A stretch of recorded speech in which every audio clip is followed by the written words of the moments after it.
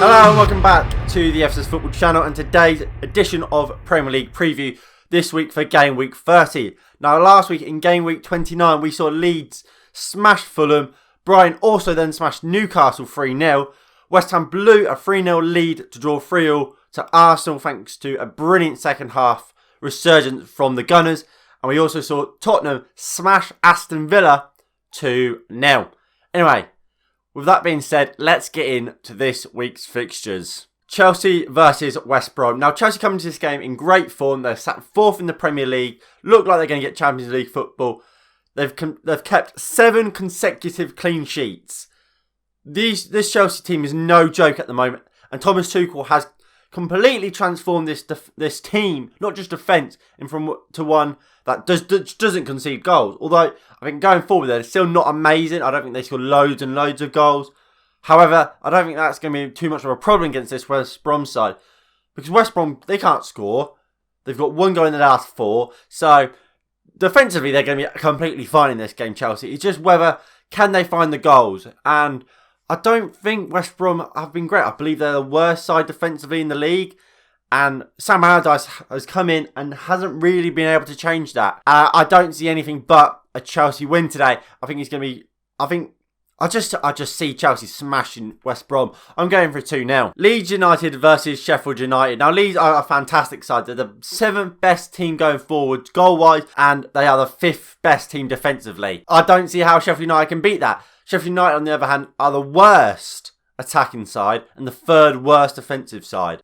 How can someone look at that and think, oh yes, Leeds aren't going to win this game? Moreover, since Chris Wilder left or got sacked, they've been awful. They have been absolutely awful, and in their last Premier League game, they lost 5-0 to Leicester City. Is this game really going to go any other way but a Leeds United win? Absolutely not, in my opinion. I'm going 3-0 Leeds United. Leicester City versus Manchester City. What can we say? Both fantastic sides who will both fancy themselves in this game. If you look at the reverse fixture of this game, Leicester City won that game 5-2 at the Etihad. And I can see Leicester City winning it again today. I can see, on the other hand, Man City win the game. I think if Leicester turn up and try and play, they can cause Manchester City real issues. And I don't think they're going to win the game, Leicester City, but I think they're going to take something from Manchester City. I'm going for a 1-1 draw. Arsenal versus Liverpool. Now, Arsenal, look, they're in good form. They came back from 3-0 down against West Ham to draw 3-0. And they're in pretty good form. I think they're playing some really good stuff. However, they have lost Martin Odegaard, who got injured. And he's going to be a real miss for them. But I think they're still a fantastic side, Arsenal. I think they're starting to click a little bit more. Aubameyang looks like he might be there or thereabouts back to his best, which is obviously a massive help for Arsenal. While Liverpool, they've won the last 2 games. And they're finally looking like they are back on track. They haven't won at home still yet, which is a concern for them. But 2 away wins on the bounce. Why could they not make it a 3rd? So I think it's going to be a close game. There's only 4 points separating these 2 sides in the league. It could go either way for me. But I do think this game will finish as a draw. I'm going for a 1-1 draw. Southampton versus Burnley. Now this is going to be a close game. Southampton have only won once since that 1-0 victory over Liverpool back in January, which is not good enough for Southampton. And I'm surprised we haven't heard more about Ralph Hasenhüttl's job being on the line. Of course, I think that's been kind of put at bay a little bit because of how they're doing in the FA Cup. They're doing really well. I do see this game as a really close one. That neither side are in amazing form. Burnley picking up only 4 points from the last 9, which isn't terrible for Burnley, but it's not ideal. So, like I said, I think it can go either way. I do just see Southampton nicking it though. I'm going for a 1-0 Southampton win. Newcastle versus Spurs. Now, what is there to say about these 2 sides? Everyone knows my opinion on Newcastle. I think they are awful. I don't think they're a good side whatsoever. Spurs, look, they look good in their 2-0 win. And after what was an embarrassment against Dynamo Zagreb in the Europa League, they can't afford to lose this game. They got back on track somewhat against Aston Villa. They have to keep that going now.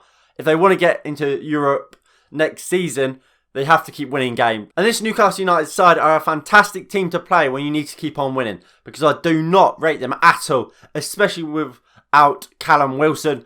I don't think they have much of a goal threat, and I do only see one winner here, and that's Spurs. So I'm going for a 2-0 Tottenham win. Aston Villa versus Fulham. Aston Villa star man Jack Grealish is back from injury, and Villa are a completely different side when they've got Jack Grealish in their team compared to when they don't. I don't see how Aston Villa don't improve. I don't think they've been awful, but I don't think they've been at their best. They've really missed Jack Grealish, Aston Villa, and with him back, like I said, they're a completely different side. They are much, much better. You can tell he is that fulcrum of the side. He is the key man, the man that the team is built around. And with him back, I expect Villa to win this game. Saying that, I think both are good sides. I think Fulham, I just don't think player-wise they're just there. I think Parker has them hard to beat. And I think they will probably just about survive relegation. And they're going to need a good summer if they want to repeat that again. But I think they're a good side, Fulham. But I just think Villa will snatch it in what will be a fairly close game. I'm going for a 2-1 Aston Villa win. Manchester United versus Brighton. Now, of course, as always, there will be a preview show and a watch long for this game. So please do make sure you subscribe and hit the notification bell so you do not miss when those videos go up or when I go live.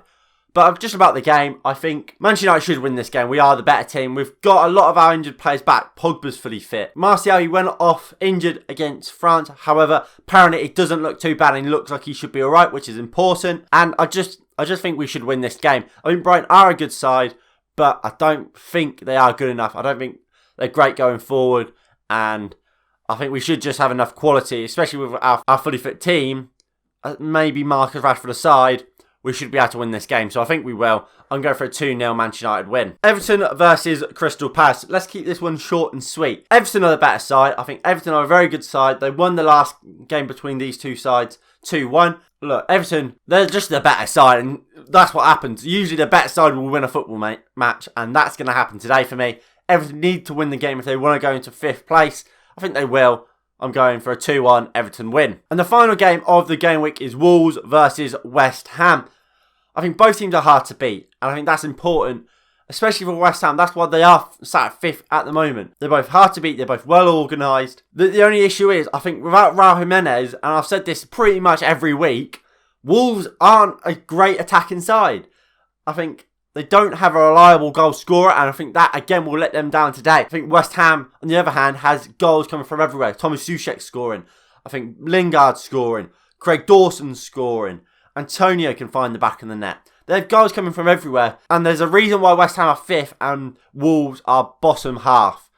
West Ham are the better side and they will win this game. I'm going for a 1-0 West Ham win. And finally, the player to watch for this week is going to be Paul Pogba. I think Manchester United have really missed Paul Pogba since he got injured against Everton. And we massively fell off in that game when Paul Pogba came off. And I think we've been a worse side without him than we were with him. Now he's back. We need to see him in central midfield in that double pivot and let him dictate the game. And I think against Brighton, it'll be massively important that he does that, gets hold of that midfield, because Brighton are a team that can and will want to play football. And in the reverse fixture, they battered us and they deserved to win the game. In the FA Cup, we were better and he was a star man for us in that game. Let's hope that we can see a performance close to that FA Cup game where we battered them. And if we do, that will be thanks to a fantastic performance through Paul Pogba. And because of that, Paul Pogba will be my player to watch. Now, if you have enjoyed, please do hit the like button below and subscribe if you are new and you haven't already. Please do also hit that notification bell so you are notified when I go live or when I upload my next video. That will be the match preview for the Manchester United versus Brighton game. Anyway, thanks all for watching and I will see you all in the next one in a bit. Peace.